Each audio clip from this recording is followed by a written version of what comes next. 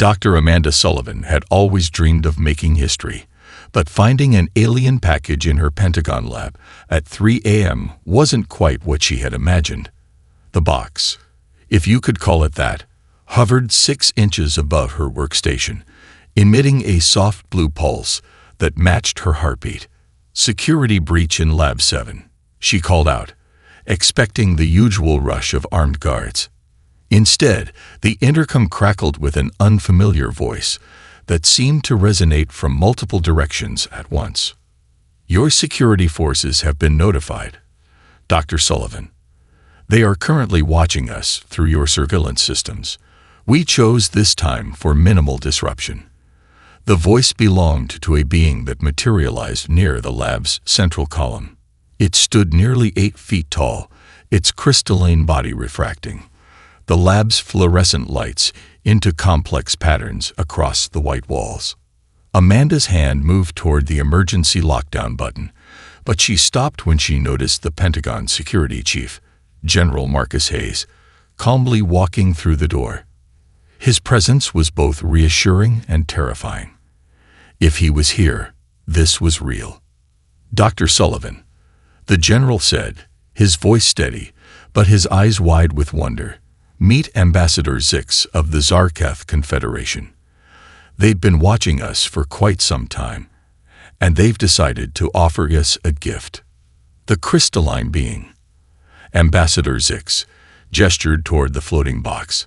"A training tool," it said, the words carrying a hint of what Amanda could only interpret as condescension.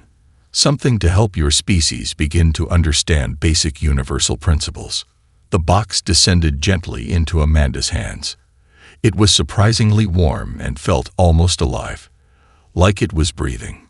"Basic universal principles?" she asked, her scientific mind already racing with possibilities. "Gravitational manipulation at its most elementary level," Zix explained, creating a small demonstration as several objects in the lab began to float. "We believe your species is ready to begin learning these fundamental concepts, with proper guidance, of course." General Hayes cleared his throat. "The president has already been briefed. The Zarketh made contact with several other world leaders simultaneously. They're offering these devices to all major research facilities globally." Amanda turned the device over in her hands. It was deceptively simple. A cube about the size of a Rubik's puzzle, with surfaces that seemed to shift and change, like liquid metal. She could feel subtle vibrations coming from within, patterns that almost seemed to respond to her touch. "How does it work?" she asked, her voice barely containing her excitement. The ambassador's crystalline form shimmed what might have been their version of a smile. "The device responds to basic mental commands once properly calibrated. We will provide instructions for its elementary functions. We expect it will take your species several years to master these basic applications." Amanda's fingers had already found what felt like controlled surfaces, and she could swear the device was responding to her even without the instructions. The ambassador must have noticed her exploration, because their next words carried a clear note of warning. "We recommend following the provided protocol strictly, Dr. Sullivan. The device's more advanced functions could be dangerous to those who don't fully understand the principles involved." General Hayes stepped forward. "We've agreed to the Zarketh's terms for now. Standard testing protocols, documented trials, regular reports to their observer team." He fixed Amanda with a significant look that she understood immediately. They would follow the protocols, at least officially. As the ambassador prepared to leave, they turned to Amanda one last time. "We look forward to monitoring your progress, Dr. Sullivan. The device will help us evaluate your species' potential for further advancements." After they left, Amanda stood in her lab, the device growing warmer in her hands. She could feel it responding to her thoughts, much more strongly than the ambassador had suggested it would. Either they had underestimated human adaptability, or they were being deliberately misleading about the device's capabilities. General Hayes watched her with a knowing look. The other research teams will follow the protocols to the letter, he said carefully. But here, let's see what this thing can really do.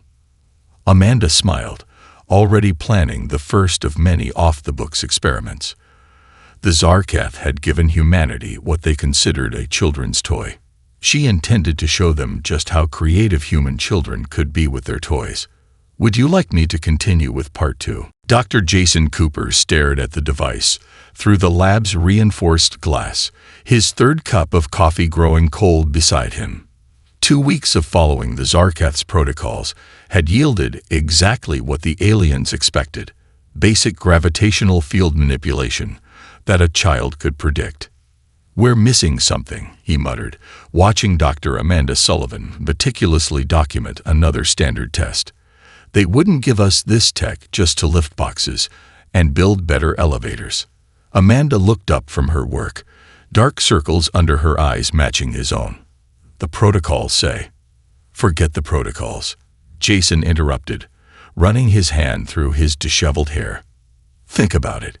These beings cross interstellar space, and they give us something that just manipulates gravity. There has to be more." He grabbed his coffee mug and walked into the testing chamber, ignoring Amanda's protests about contamination procedures. The device sat on its pedestal, its surface rippling like mercury under the lab's bright lights. "Cooper, don't you dare," Amanda started, but it was too late. Jason had already tripped over his own feet, his sleep-deprived coordination failing him at the worst moment.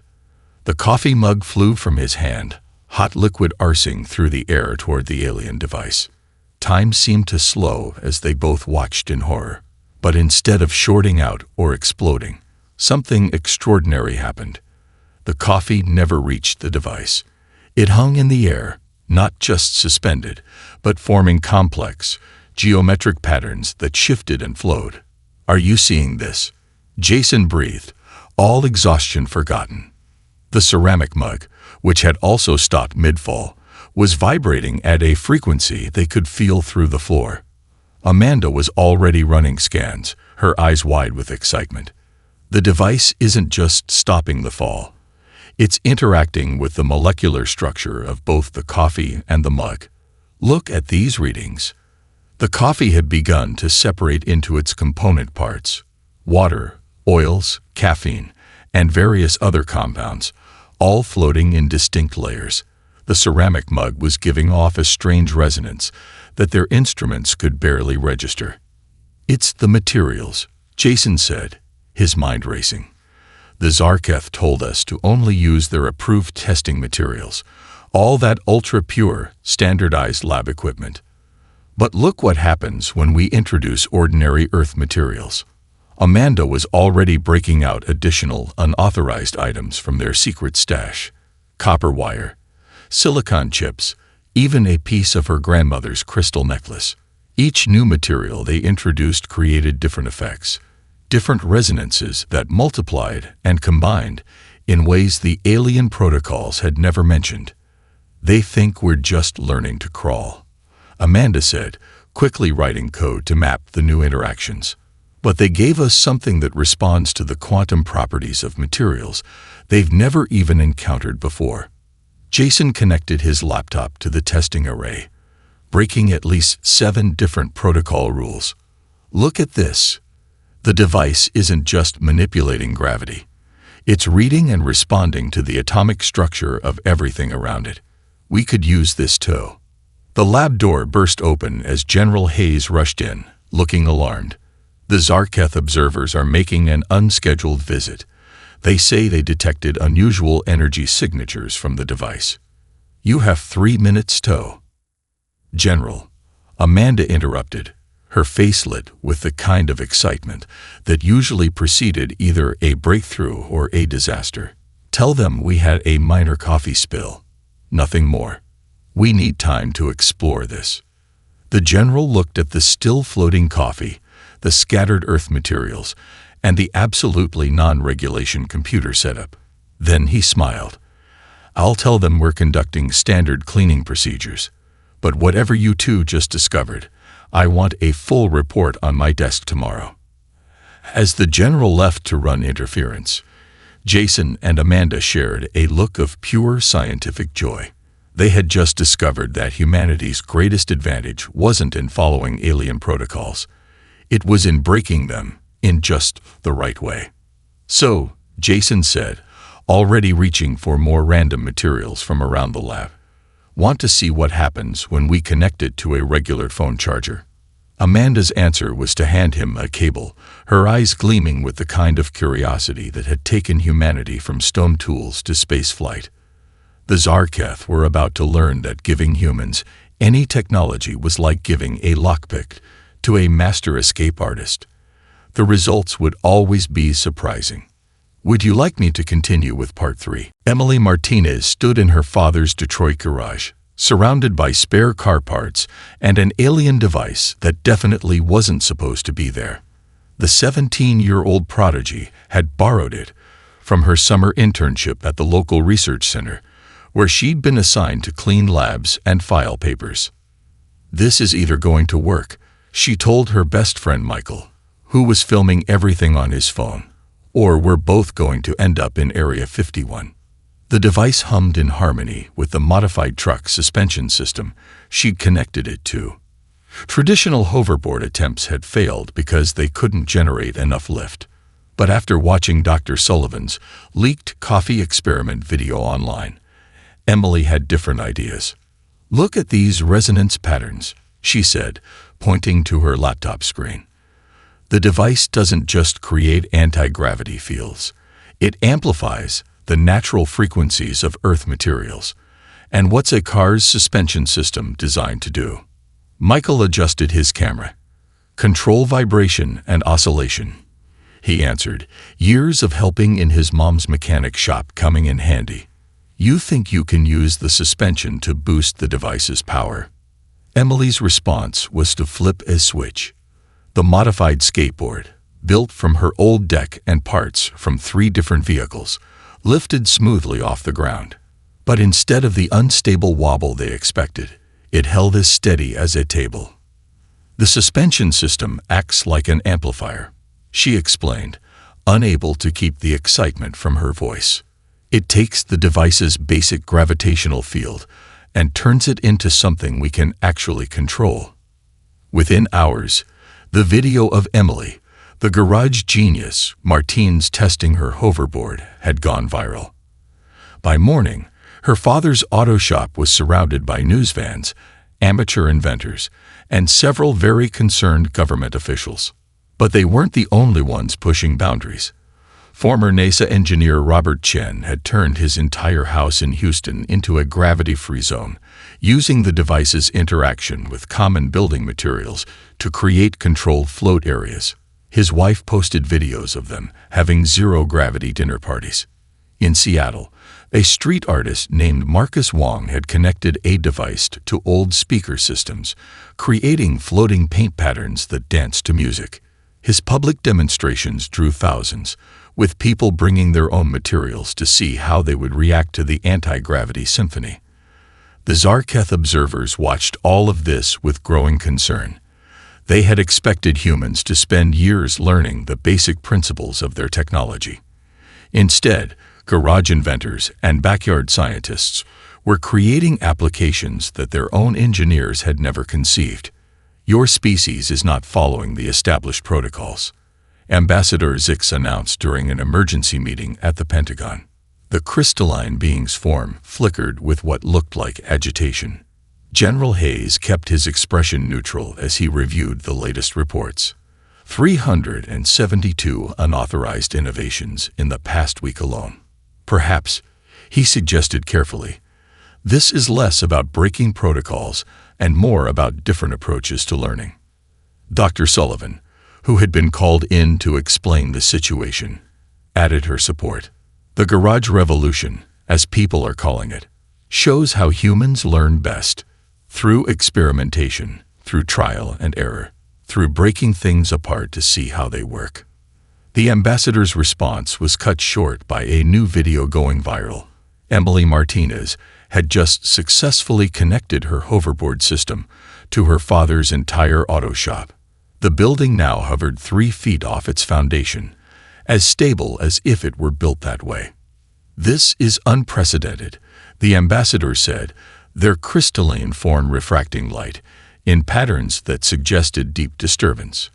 The devices were meant to be scientific tools, not entertainment. "With all due respect, Ambassador," Dr. Sullivan replied, pulling up data from around the world, "these entertainment projects are teaching us more about your technology's true potential than any controlled lab study could. Humans learn by playing, by breaking rules, by pushing boundaries." As if to prove her point, Emily Martinez's latest update showed her helping her father convert their auto shop into the world's first gravity-free mechanic training center. The innovation that started in a garage was about to revolutionize how humans worked on cars. The Zarketh had given humanity a tool, expecting them to follow the manual. Instead, humans were writing their own manual, one garage invention at a time. "Would you like me to continue with Part 4? Madison Hayes paced the floor of her Silicon Valley office, surrounded by holographic displays showing lines of code and device integration schematics.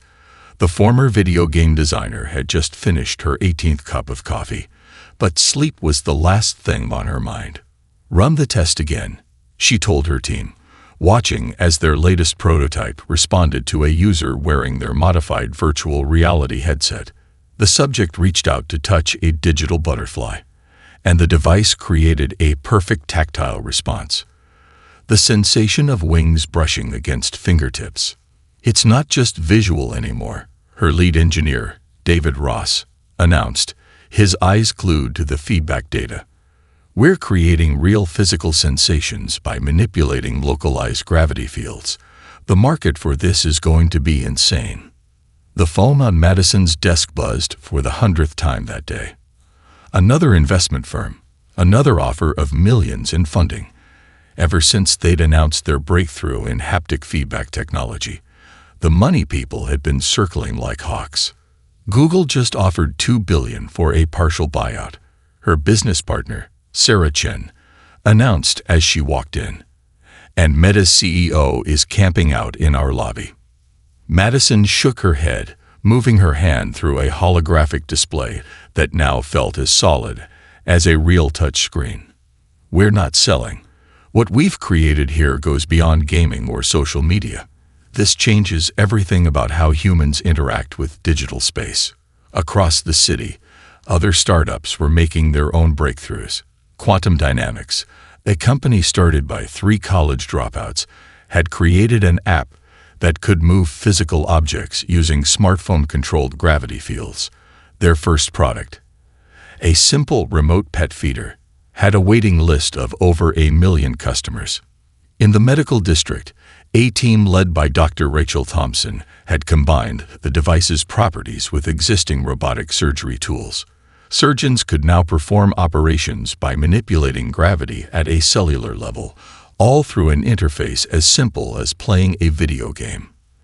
"The rate of innovation is exponential," Dr. Sullivan reported to General Hayes, her presentation showing the explosion of patents and applications. "We're seeing new uses for the technology every hour. The commercial sector has taken what we discovered in the lab and run with it in directions we never imagined." The general nodded, but his expression was concerned. "The Zarketh are watching all of this. Their observers have been particularly interested in Hayes' work with digital integration. They never expected us to bridge the gap between their technology and ours so quickly." Before Dr. Sullivan could respond, her phone lit up with breaking news. Madison Hayes' company had just demonstrated their latest project, a full immersion virtual reality system that used gravity fields to create perfect physical feedback. Users could now feel, touch, and interact with digital environments as if they were real. "Look at the market response," the general said, gesturing to the financial news. Tech stocks were soaring, and companies around the world were scrambling to integrate the new technologies into their products. "It's not just about making money," Dr. Sullivan argued, pulling up Madison's latest interview. "Listen to what she's saying about the applications. On the screen, Madison stood before a crowd of reporters, her exhaustion hidden behind fierce determination. "This isn't just about gaming or entertainment," she declared. "Think about training surgeons, teaching students, helping people with disabilities experience the world in new ways. We're not just creating products, we're creating possibilities." The interview was interrupted by an alert. The Zarketh had requested an emergency meeting with Earth's technology leaders. Their observers had watched as humans took their simple device and created an entire new industry around it in mere months. "They're starting to realize," General Hayes said, a slight smile playing at his lips, "that giving humans any technology is like giving sheet music to jazz musicians. We'll take the basic notes and create something entirely new." Dr. Sullivan watched as Madison's team demonstrated their system, showing how a child could now touch and feel a dinosaur in a virtual museum, how an architect could walk through and physically interact with a building before it was built, how a student could reach out and touch the surface of Mars. The commercial explosion wasn't just about profit. It was about humanity's endless ability to see possibilities where others saw limitations.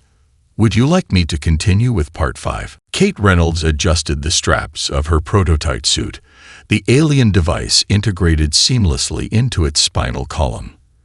The former Marine-turned-military contractor had spent 6 months developing what she called the Guardian system, a combat suit that could create instant cover using compressed gravity fields. "Show them," General Hayes ordered, standing behind a reinforced observation window with Dr. Sullivan and 3 increasingly agitated Zarketh observers. Kate nodded and activated the system. In an instant, the air around her compressed into visible barriers, forming a shield that could stop everything from bullets to energy weapons. But that wasn't what made her project special. "Now, the humanitarian mode," she called out, switching configurations. The same gravity fields restructured themselves, creating an instant emergency shelter complete with climate control and medical support fields. "This isn't a weapon, it's a protection system." Ambassador Zix's crystalline form flickered with obvious distress. "This is a clear violation of the technology agreement. The devices were not intended for military applications."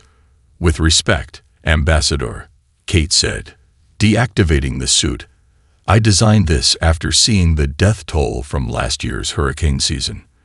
The combat applications are secondary to its real purpose, saving lives in disaster zones." Dr. Sullivan stepped forward, pulling up data from recent tests. "Ms. Reynolds' design has already been successfully used in 3 emergency response situations. Last week, her prototype saved an entire family trapped in a building collapse." The ambassador's response was cut short by an urgent message. Around the world, other military organizations had been developing their own applications. China had created gravity-assisted search and rescue drones. The European Union had developed emergency response systems that could clear disaster debris in minutes. "You must understand our concern," another Zarketh observer stated, their form pulsing with worried light patterns. "Your species has taken technology, meant for basic scientific understanding, and turned it into something that could alter the balance of power on your planet." General Hayes watched as Kate demonstrated how her suit could create safe passages through dangerous areas, how it could establish emergency medical stations in seconds, how it could help evacuate civilians from war zones or natural disasters. "The balance of power isn't the issue here," he said finally. "What you're seeing is humanity's natural inclination to protect and preserve life. Yes, we've found military applications for your technology, but look at how we're using them." On the testing floor, Kate had switched her suit to its medical configuration. The gravity fields now created sterile operating environments, could stabilize injuries, and even assist in emergency surgeries. "Every feature has dual purpose," she explained. "Everything that can protect a soldier can also save a civilian." The Zarketh observers conferred among themselves, their crystalline bodies creating complex light patterns as they communicated. Finally, Ambassador Zix turned back to the humans. "We will need time to consider this development. The creation of military applications was not expected. However, your arguments about humanitarian uses are compelling." As the aliens departed, Kate began removing her prototype suit. "They still don't get it, do they?" she asked the others. "They keep trying to put our innovations into simple categories, military or civilian, weapon or tool. But that's not how humans work." Dr. Sullivan helped her with the complex removal process. "Humans have always been tool makers," she agreed. "But more importantly, we're tool adapters. We take things designed for one purpose and find ways to help people with them." General Hayes looked at the data from Kate's latest tests. The same system that could create an impenetrable combat shield could also form a safe space for children in a war zone. The gravity fields that could stop bullets could also stop falling debris in an earthquake. "Maybe that's the real test," he mused. "Not whether we could use their technology according to their rules, but whether we could find ways to turn it toward preserving life rather than taking it." The question wasn't whether humanity should have access to such powerful technology. It was whether they could prove themselves worthy of it by using it to protect rather than destroy. "Would you like me to continue with Part 6? Dr. Sullivan stared at the seismic readings with growing horror. The Pacific Plate was showing signs of unprecedented movement, and the models predicted a catastrophic event within hours. "It's not just one earthquake," Dr. Jason Cooper explained to the hastily assembled emergency response team. "We're looking at a cascading failure along the entire ring of fire. Current projections showed tsunami waves that could reach up to 300 feet. The Pentagon's crisis room had never been so crowded." Kate Reynolds stood in her Guardian suit, already modified for geological applications. Madison Hayes had her entire team connected virtually, their gravity-enhanced systems ready to coordinate global response efforts. Emily Martinez, now 20 and head of her own tech company, was broadcasting from her advanced research facility in Detroit. "Traditional methods won't work fast enough," Emily said, her holographic image floating above the conference table. "But I've been running simulations using multiple devices in network formation. If we can synchronize enough of them." "The power requirements would be enormous," Dr. Sullivan interrupted, but her eyes were already racing over Emily's calculations. "Unless, Jason, remember the coffee." Cooper's eyes lit up. "The resonance effect. If we use the planet's own magnetic field as an amplifier, like we did with the ceramic mug." General Hayes cut through the technical discussion. "In simple terms, people, can we stop this?" Madison Hayes' virtual avatar stepped forward, manipulating a global display. "Not stop. But we might be able to guide it. My team has been working on using gravity fields to create controlled movement in virtual space. The principles should scale up. You want to turn the entire Pacific Plate into a giant version of your VR system?" Kate asked, already running structural analysis through her suit's computer. "That's either brilliant or insane." "Both," Emily chimed in. "But it's our best shot. We need every device on the planet working in perfect synchronization. The resonance pattern has to be exact, or we'll make things worse." The Zarketh observers, who had been silently watching the exchange, finally spoke.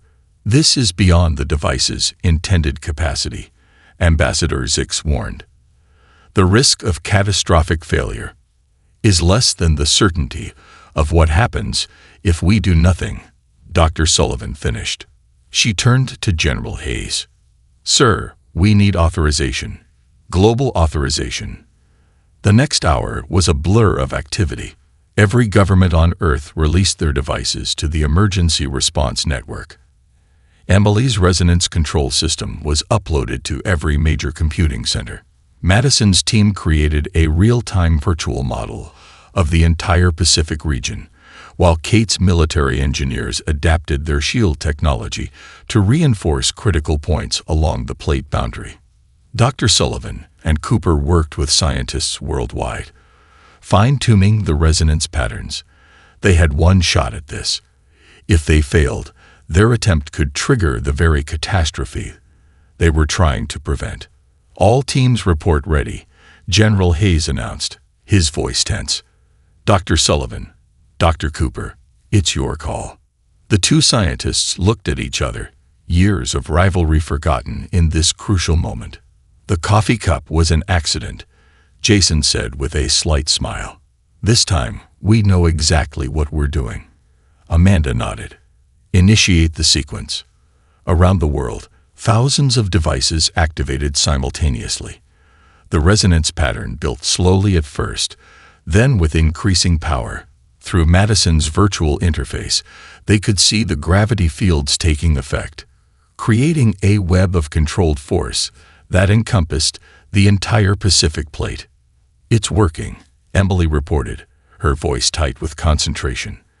"The plate's movement is responding to the fields. We're redistributing the stress points." The next few hours were the longest of their lives. Slowly, carefully, they guided the enormous geological forces into less destructive patterns. Instead of one massive catastrophe, the energy was released through hundreds of minor tremors. When it was finally over, the Zarketh observers stood in stunned silence. Humans had just used their simple training tools to prevent a global catastrophe, using methods that their own scientists had never imagined. "Perhaps," Ambassador Zix said finally, "we should revise our assessment of your species' capabilities. Would you like me to continue with Part 7? Emily Martinez stood on the stage of her converted auto shop, now the world's leading center for gravity innovation. Behind her, a holographic display showed the growing network of independent inventors who had transformed the Zarketh's simple technology into something revolutionary. "They're planning to take the devices back," she announced to the packed room. "After what we did with the Pacific Plate crisis, the Zarketh think we're moving too fast, learning too much." Her words triggered a wave of concerned murmurs through the crowd. Dr. Sullivan and Jason Cooper sat in the front row, along with Madison Hayes and Kate Reynolds. They had all received the same notice. In 48 hours, the Zarketh would begin collecting their technology, citing safety concerns and unauthorized applications. "But they can't just take them," a young voice called out from the back. "We've built entire systems around these devices.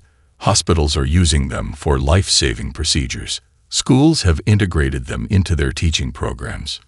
Emily smiled at the speaker, a 16-year-old girl who had used the technology to create a system that helped paralyzed people walk again. "Exactly. Which is why we're going to show them everything we've created. Not just the big projects. Every single innovation. Every life change. Every problem solved." The next 24 hours became a global show and tell. From every corner of the earth, people began sharing their stories. A farmer in Kenya had combined the device with local materials to create an irrigation system that could pull water from deep underground without any power source. A team of students in Brazil had developed a way to clean plastic from the ocean using gravity fields that could identify and extract specific materials. Their system had already cleared thousands of tons of waste from coastal waters. In India, a group of doctors had modified the technology to perform surgery in remote villages, using gravity fields to create sterile environments and precise medical instruments out of basic materials. "Look at this," Dr. Sullivan said, showing the latest data to Ambassador Zix. "Humans haven't just used your technology. We've found ways to make it more efficient, more versatile, and more accessible to everyone." The ambassador's crystalline form shifted uncomfortably as they reviewed the numbers. In less than a year, humans had developed over 10,000 unique applications for the device. The Zarketh, in their million-year history, had only found 50. "Your species does not follow expected patterns. the ambassador noted, watching a live feed of Emily Center. You take technologies designed for specific purposes and play with them. That's our greatest strength, Madison Hayes added, joining the conversation. We don't just use tools, we reimagine them. Every human who touches your technology brings their own perspective, their own problems to solve, their own dreams to fulfill. Kate Reynolds demonstrated her latest project, a modified version of her Guardian suit that could help firefighters walk safely through burning buildings. Everything we create serves multiple purposes. Every innovation leads to 10 more. You can't just take that away. The ambassador watched as more reports flooded in. A network of garage inventors had found a way to use the devices to clean up nuclear waste. A group of artists had created a new form of architecture that responded to people's emotions. Children were using modified versions to help endangered animals. We did not expect this level of creativity, the ambassador admitted. Our species values control, predictability.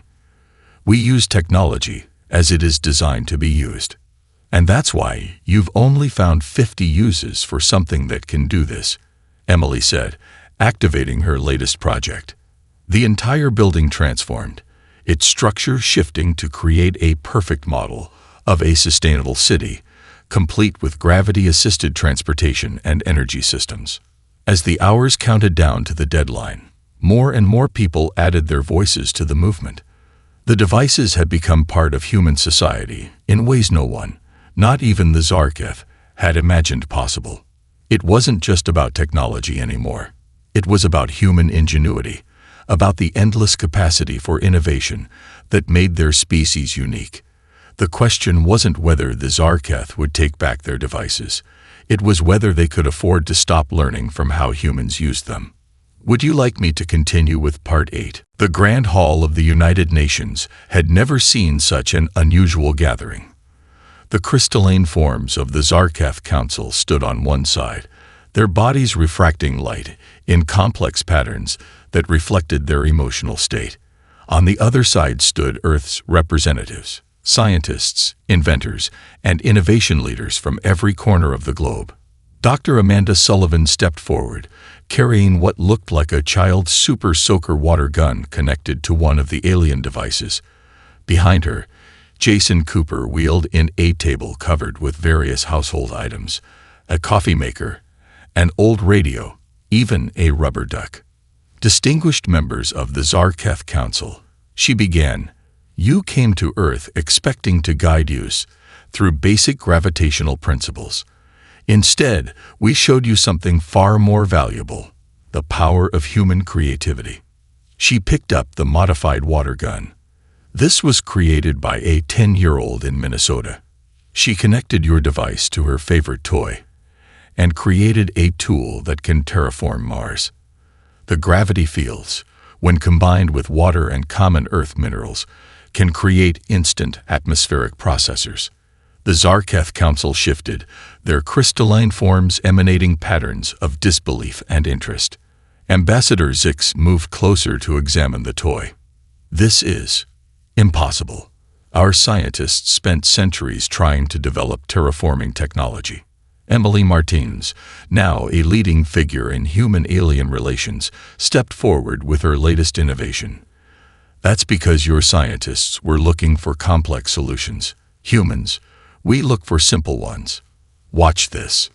She demonstrated how the coffee maker, combined with the device's gravity fields, could create self-sustaining water purification systems. The old radio, when modified, could generate clean energy by tapping into the planet's natural magnetic field. Madison Hayes joined them, her virtual reality system, now small enough to fit in a pendant. Every day, humans find new ways to use your technology. Not because we're smarter or more advanced, but because we see possibilities where others see limitations. The council members conferred among themselves, their light patterns shifting rapidly. Finally, the head of the council addressed the assembly. In all our years of space exploration, we have never encountered a species quite like yours. You take the simple and make it revolutionary. You see connections we never imagined. Kate Reynolds, still wearing her latest Guardian suit design, added her voice. That's because every human approaches problems differently. We don't just think outside the box. We redesign the box, turn it into something new, then share it with others who make it even better. The council head's form brightened. We came to teach, but perhaps it is we who need to learn. Your species has shown us that true innovation comes not from advanced technology, but from the creative spirit that drives its use. Dr. Sullivan smiled, picking up the rubber duck. This simple toy, combined with your device, can now help predict weather patterns with 99.9% accuracy. A child's bath toy, transformed into a tool that could save countless lives from natural disasters. We would like to propose a new arrangement, the council head announced. Instead of reclaiming our technology, we wish to send our own scientists to learn from your innovation centers. In return, we will share more of our advanced technology, not as teachers, but as partners. The human representatives exchanged glances. This was more than just a diplomatic victory. It was recognition of humanity's unique gift for innovation. General Hayes, who had watched the entire exchange, stepped forward. On behalf of Earth, we accept, but on one condition. Knowledge sharing goes both ways. Every innovation, whether human or Zarketh, should be available to all. The agreement was signed then and there. The Zarketh would stay, not as overseers, but as fellow explorers in the endless quest for innovation. Earth would become a hub for interstellar creativity, where the advanced technology of the Zarketh would meet the boundless imagination of humanity. As the ceremony concluded, Dr. Sullivan found herself standing next to Ambassador Zix, both of them watching as humans and Zarketh already began exchanging ideas. "You know," she said, holding up the coffee-stained device that had started it all. "Sometimes the greatest discoveries come from simply looking at things differently." The ambassador's form sparkled with what could only be described as laughter. "Indeed, Dr. Sullivan. And perhaps that is the most valuable lesson your species has taught us, that the true power of technology lies not in its complexity, but in the creativity of those who use it."